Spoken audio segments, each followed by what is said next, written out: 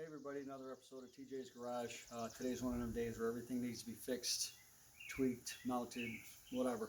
So anyway, got a 2013 Ford Cmax. Had a lot of horn issues. The horns keeps going out.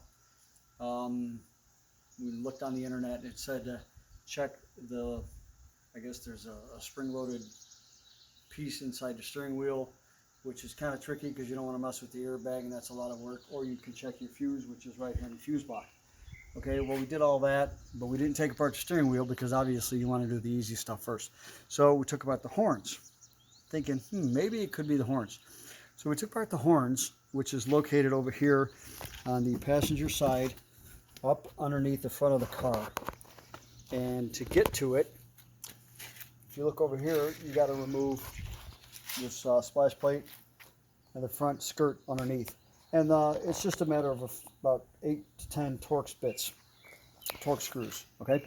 So we took apart the horn, and you have two horns, which are mounted with 10mm screws on a bracket, which is basically your ground, okay? And there's a high and a low.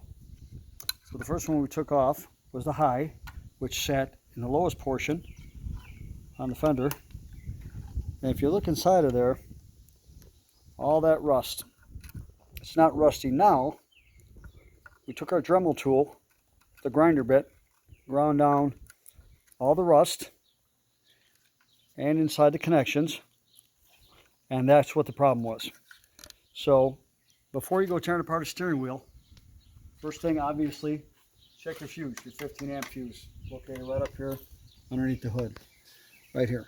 Just look in your book, number F20, 15 amp fuse. Okay, it's the blue one right here. So when that fails, just remember these cars that are in the northeast, northwest, anything north, they use salt on the roads.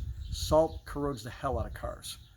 So when all else fails with the fuse, check for corrosion on your horn, because that's what it was.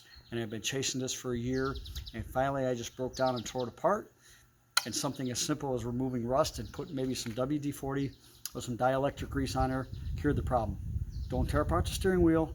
Check for rust. It's the easy way to go. Thanks.